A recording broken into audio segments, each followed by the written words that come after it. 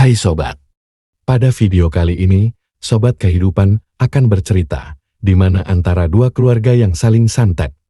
Daripada penasaran ceritanya, simak ceritanya. Balas dendam itu tuh bisa pakai cara apa aja. Mulai dari cuma nyelakain dalam hal simpel, bisa juga mau ngebunuh, sampai-sampai nyantet kalau udah sampai kesel dan sakit hati banget.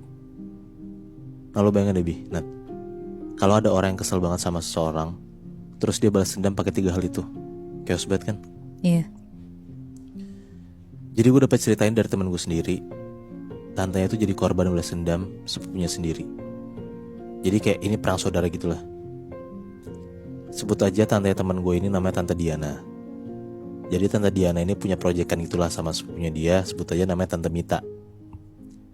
Tante Diana dan Tante Mita ini punya proyekan kayak bikin rumah makan gitulah di daerah Jakarta yang gak bisa gue sebutin juga namanya apa. Rumah makan yang mereka buat ini terbilang cukup sukses di bulan-bulan awal. Nah tapi gue gak tahu kenapa gak dijelasin juga nih sama temen gue soalnya. Pokoknya di setengah tahun selanjutnya rumah makan itu tiba-tiba sepi. Tante Diana dan Tante Mita tuh bener-bener nyari segala cara lah biar nyelamatin rumah makannya dari kebangkrutan. Gak tahu apa yang ada di pikiran Tante Mita. Dia tuh ngerasa rumah makan mereka jadi sepi dan gak works nih karena Tante Diana gak ngebantu apa-apa. Cuma kayak katanya nerima uangnya doang gitu. Nah denger kayak gitu ya Tante Diana gak terima lah. Dia ngerasa juga dia berperan penting dalam rumah makan itu. Dan dia malah bilang kayak Tante Mita doang kebanyakan nuntut. Akhirnya mereka berantem besar lah karena kesalahpahaman ini. Dan ya jadi kayak saling nyerang satu sama lain gitu. Tapi hal yang gak diduga-duga ini datang. Mereka gak nyangka kalau mereka tuh saling sekesel itu. Dan mereka jadi kayak adu balas dendam gitu Nat. Keadaan dimana bisnis mereka bangkrut itu bikin Tante Mita tuh bener-bener berubah. Tante Mita tuh jadi kayak ngelakuin apapun biar Tante Diana tuh celaka. Ada momen waktu pas Tante Diana lagi sendiri di rumah. Nah gak tahu nih Tante Mita tuh dari mana lah. Tante Diana tuh lagi sendirian di rumah. Tiba-tiba Tante Mita tuh datang sebentar kayak buat ngasih makanan doang ke Tante Diana, habis itu pulang. Di situ tapi Tante Mita tuh kayak sosok baik gitulah ke Tante Diana. Nah sebenarnya Tante Diana tuh kayak rada aneh ngeliat Tante Mita. Tapi karena Tante Diana mikir kayak ya mungkin Tante Mita udah gak marah lagi sama dia dan lumayan lah rezeki dikasih makan sama saudara sendiri. Nah akhirnya diterima tuh dan dimakan lah sama Tante Diana. Nah tapi Nat, pas Tante Diana ini makan makanan dari Tante Mita pas siang, malamnya tuh Tante Diana ngerasa kayak dia mual-mual dan badannya tuh langsung gak enak. Dia langsung lah lari kamar mandi tuh buat muntah-muntah. Nah yang keluar dari muntah Tante Diana ini itu tuh aneh banget Nat. Pas dia muntah, yang keluar tuh kayak belatung, kecoa, sampai kan rambut panjang tuh keluar dari mulut Tante Diana gitu. Iya muntah kecoa Muy. Iya. Bah gila. Di situ Tante Diana tuh bener-bener lemes banget.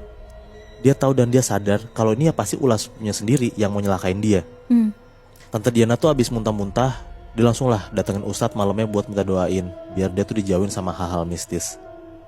Nah alhamdulillahnya kebesokannya badan Tante Diana tuh udah mulai enakan dan dia gak ngerasa lah ada hal aneh lagi di badannya. Semingguan udah lewat, ternyata teror dari Tante Mita ke Tante Diana tuh belum selesai juga.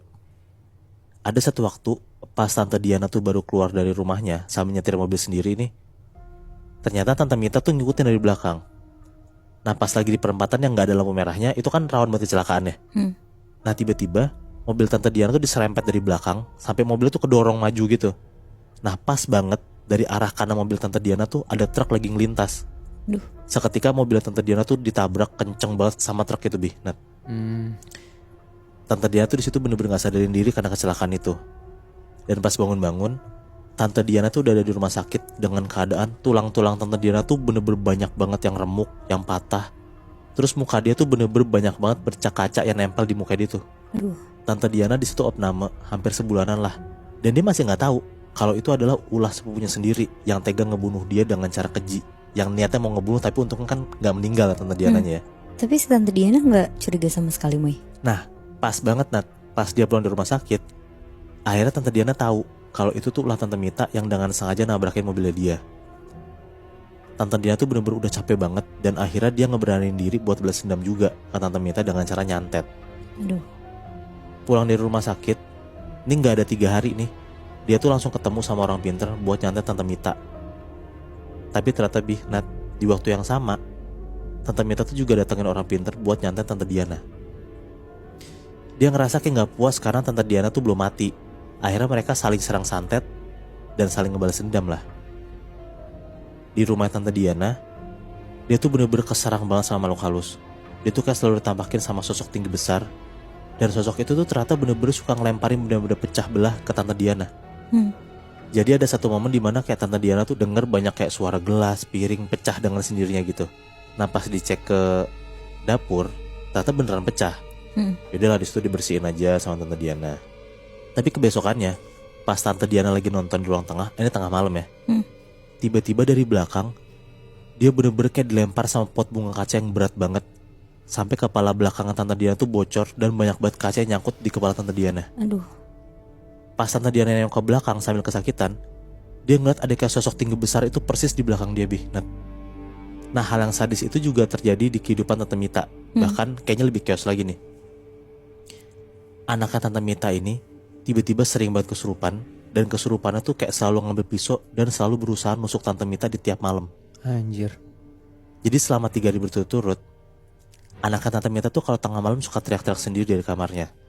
Nah pas dicek sama Tante Mita, anaknya tuh udah bawa pisau, udah megang pisau gitu. Nah di situ Tante Mita coba buat ngambil pisaunya dan nenangin anaknya lah. Tapi anaknya tuh bener-bener teriak-teriak sampai bener-bener kayak orang kesurupan gitu lah. Hari pertama dan hari kedua, kondisi Tante Mita tuh aman-aman aja. Cuman anaknya aja nih yang coba nyelakain diri.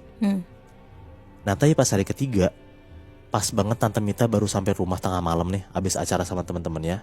Pas dia sampai rumah, semua orang udah pada tidur tuh, termasuk suami Tante Mita dan anak-anaknya Tante Mita juga. Nah by the way Tante Mita tuh punya 2 anak, yang kesurupan itu anak terakhirnya, dia masih SMP. Oke. Nah pas Tante Mita lagi minum air di dapurnya sebelum dia bersih-bersih, tiba-tiba dari belakang punggungnya Tante Mita tuh ditusuk berkali-kali sampai darah tuh ngucur banyak banget, Bi. Nah pas dia nengok ke belakang, ternyata itu anak terakhirnya yang lagi kesurupan dan berusaha ngebunuh nyokapnya sendiri. Anjir. 7 tusukan tuh masuk ke dalam badan Tante Mita. Sampai-sampai Tante Mita tuh teriak-teriak dan dia pingsan lah. Nah suaminya kebangun lah denger istri teriak-teriak kan. Pas dia keluar kamar dia ngecek, ternyata istri udah lemes, udah pingsan. Akhirnya suaminya Tante Mita tuh ngebawa Tante Mita ke rumah sakit.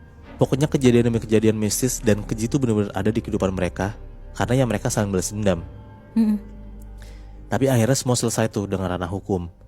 Keluarga mereka tuh sampai benar-benar turun tangan biar ini semua beres. Dan untungnya mereka tuh ngambil jalur damai. Walau ya sebenarnya nggak damai-damai juga sih. Karena sampai sekarang kata temen gue, 2 tantenya itu ya masih nggak ngobrol satu sama lain. Gila Moy. Terus habis itu bisnisnya mereka gimana? Bisnis mereka udah langsung beres sih, Nat. Karena sebelum mulai adanya balas dendam itu emang udah tutup bisnisnya. Nah pas bisnisnya itu tutup, maka tuh mereka saling balas dendam, saling nyelakain satu sama lain. Gimana cerita kali ini sobat? Mengerikan bukan wih? Tulis pendapat kalian di kolom komentar. Nilai kehidupan apa saja yang dapat diambil dari video ini. Terima kasih telah menonton, sampai jumpa di video berikutnya.